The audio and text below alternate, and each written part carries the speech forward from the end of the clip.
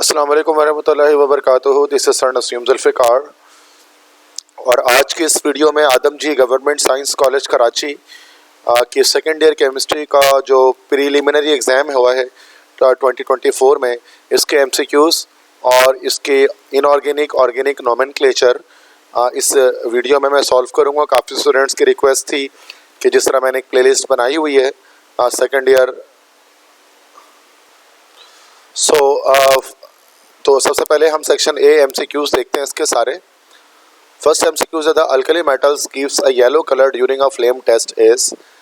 तो कौन सा अल्कली मेटल येलो कलर देता है फ्लेम टेस्ट में? तो सोडियम मेटल, ये हमारा येलो कलर देता है फ्लेम टेस्ट में। सेकंड है the best oxidising agent among halogens is dash. तो तमाम हैलोजन में जो हमारा फ्लोरीन होता है, this is the best oxidising agent. Third है a highly paramagnetic ion among the following is dash. इन चारों में से हाईली पैरामैग्नेटिक आयन कौन सा है? तो पैरामैग्नेटिज्म आपको पता है, चेक करने के लिए हमें क्या करना पड़ता है, अनपेड इलेक्ट्रॉन्स देखने पड़ते हैं कि किसके पास कितने हैं। वैसे आयरन की बात की जाती है तो आयरन होता है हमारे पास है 4s2 होता है और उसके बाद 3d6 होता है। तो ये भी हमारा 4s2 और 3d6 हो गया। अब यहाँ पर अगर +2 चार्ज का मतलब हो गया कि 2 इलेक्ट्रॉन s से निकल गए, तो ये हमारे पास जस्ट 3d6 आ गया जिस पे 4 अनपेड होंगे। Fe+3 में क्या होगा कि जब 2 इलेक्ट्रॉन s से +3 का मतलब हो गया 2 इलेक्ट्रॉन s से और एक d से निकलेगा, तो ये हमारा 3d5 हो जाएगा। और चूंकि इसके पास 5 अनपेड इलेक्ट्रॉन है, दैट्स वाई Fe+3 आइंस, जिसको हम फेरिक आइंस कहते हैं, ये हाईली पैरामैग्नेटिक आइन होंगे। ठीक है। Fourth, the element is not used for electroplating. इनमें से कौन सा एलिमेंट इलेक्ट्रोप्लेटिंग के लिए इस्तेमाल नहीं किया जाता? ठीक है। तो जिंक है, टिन है, क्रोमियम है, मैंगनीज है। देखो, जिंक प्लेटिंग भी होती है, टिन प्लेटिंग भी होती है, क्रोमियम प्लेटिंग भी होती है, मैंगनीज प्लेटिंग नहीं होती है, तो डी ऑप्शन करेक्ट होगा। Fifth, urea was first synthesised by Wohler from an inorganic material named as ammonium cyanate. तो अमोनियम साइनेट की मदद से इसने बनाया था, जिसका फॉर्मूला होता है NH4CnO। ठीक है। नेक्स्ट इसके बाद सिक्स्थ एमसीक्यूज है, formula of saturated hydrocarbon is C4H8, it should B dash. Saturated hydrocarbon का फॉर्मूला C4H8 है।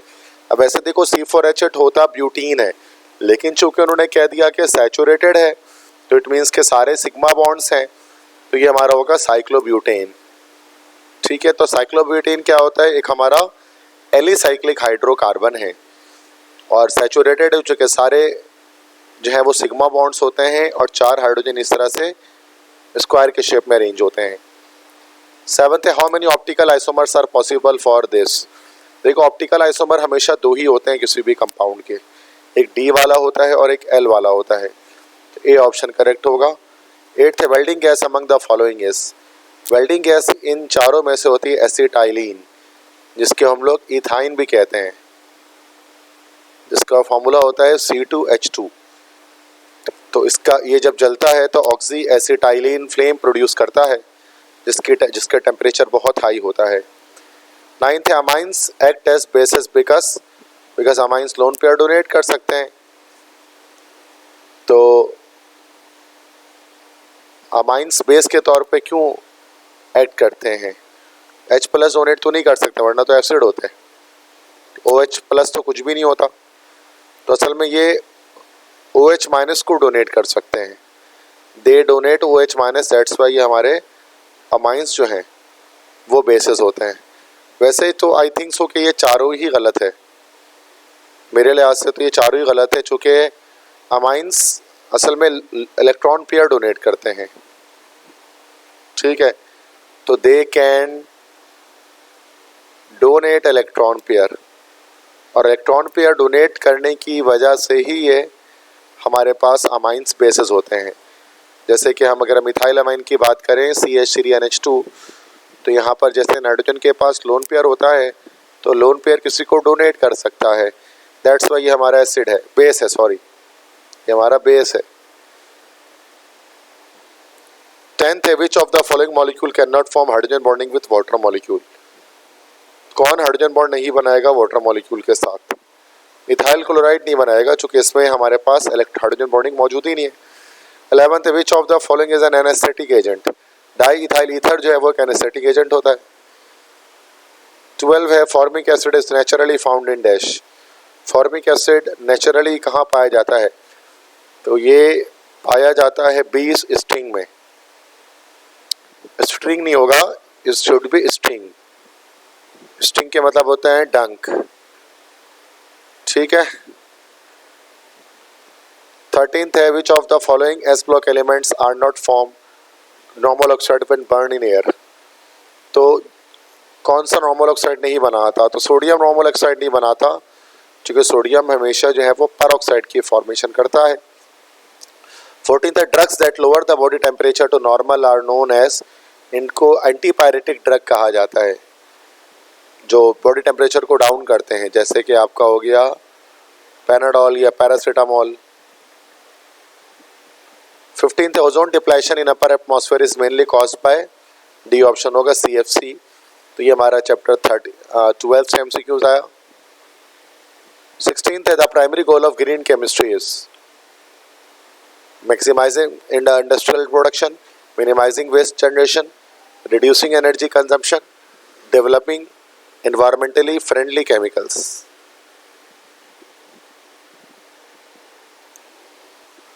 तो उसका डी ऑप्शन करेक्ट होगा, डेवलपिंग एनवायरमेंटली फ्रेंडली केमिकल्स।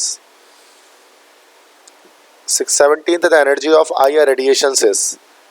अब IR रेडिएशंस की एनर्जी कितनी होती है? जैसे कि हम जानते हैं कि अगर हम इलेक्ट्रोमैग्नेटिक स्पेक्ट्रम को ड्रॉ करें तो ये इस तरह से होता है ना इलेक्ट्रोमैग्नेटिक स्पेक्ट्रम, तो वेवलेंथ कम होती चली जाती है। तो सबसे शुरू में हमारे पास होते हैं रेडियो वेव्स। रेडियो वेव्स के बाद हमारे पास आते हैं माइक्रोवेव्स, और माइक्रोवेव्स के बाद हमारे पास आती है इंफ्रारेड रेडिएशन, और IR के बाद हमारे पास क्या आती है? Visible radiations. और रेडियो वेव्स की इन सब की हाई वेवलेंथ है, लो फ्रीक्वेंसी है और लो एनर्जी है। तो IR की जो एनर्जी होगी वो क्या होगी? Higher than radio waves, radio waves से ज़्यादा होगी, बिल्कुल ऐसा ही है, ठीक है, higher than radio waves. A option correct हो गया। तो ये हमारे पास सारे MCQs हो गए। इसके बाद ये आप देख सकते हैं, ये सेक्शन मैं थोड़ा जूम कर दूं ताकि जो बच्चे वीडियोस के थ्रू वॉच कर रहे हैं वो भी क्लियरली देख पाएँ। तो ये आदमजी साइंस कॉलेज कराची के सेक्शन B का पेपर है, केमिस्ट्री पार्ट 2 है। ये ऑर्गेनिक केमिस्ट्री है सेक्शन B में। ये हमारे पास सेक्शन C है इनऑर्गेनिक केमिस्ट्री, और ये हमारे पास सेक्शन C हमारे पास ऑर्गेनिक केमिस्ट्री का मौजूद है, जिसके स्क्रीनशॉट भी आप ले सकते हैं, ठीक है। अच्छा, इसमें मैं नोमेनक्लेचर का क्वेश्चन जो सॉल्व करूँगा, ताकि आप नोमेनक्लेचर में हर बार न्यू क्वेश्चंस आते हैं तो उसको इतना सॉल्व किया जाए उतना अच्छा है। 4 क्वेश्चंस हैं, तो 1 बाय 1 करते हैं। फर्स्ट है, तो ये NH4 हो जाएगा, ये IUPAC नेम से इनऑर्गेनिक कॉम्प्लेक्सेस की, तो ये हमारे चैप्टर 2 से आता है सवाल ये। तो सबसे पहले हमारे पास हो जाएगा अमोनियम, उसके बाद A से अमाइन है, तो अमाइन पहले आ जाएगा, डाई अमाइन, उसके बाद दिस इज NCS है ना, दिस इज आइसोथायोसियानो, 4 है तो this will be tetra iso thiocyanato. अब चूंकि Cu है और कैटाइन मौजूद है तो बजाय कॉपर कहने के हम लोग क्या कहेंगे? हम उसको कहेंगे क्यूपरेट। और ऑक्सीडेशन नंबर कितनी निकल जाएगी? +1 इधर और -4 इधर, और उसकी तो 0 रह गई, तो ये 3 निकल जाएगी, ठीक है। सेकंड क्वेश्चन है, अब ENA ethyl diamine, Cl chloro, पहले क्लोरो आ जाएगा, so this will be die chloro. और 2 EN है तो बिस लिखेंगे जो कि ऑर्गेनिक लिगेंड है, और इथाइलिन डाइअमाइन को स्मॉल ब्रैकेट में डाल देंगे, बिस इथाइलिन डाई अमाइन। उसके बाद Cr है, this will B chromium, oxidation number, और सबसे एंड में हमारे पास आ जाएगा दिस विल बी नाइट्रेट। अब ऑक्सीडेशन नंबर कितनी आएगी क्रोमियम की, -1 इधर -2 इधर, तो ये 3 आ जाएगा हमारे पास इसमें भी। थर्ड है, थर्ड ये वाला करते हैं, this is zinc OH power -2, तो ये हो जाएगा टेट्रा हाइड्रोक्सो, और चूंकि नेगेटिव चार्ज लगा हुआ है तो जिंकेट।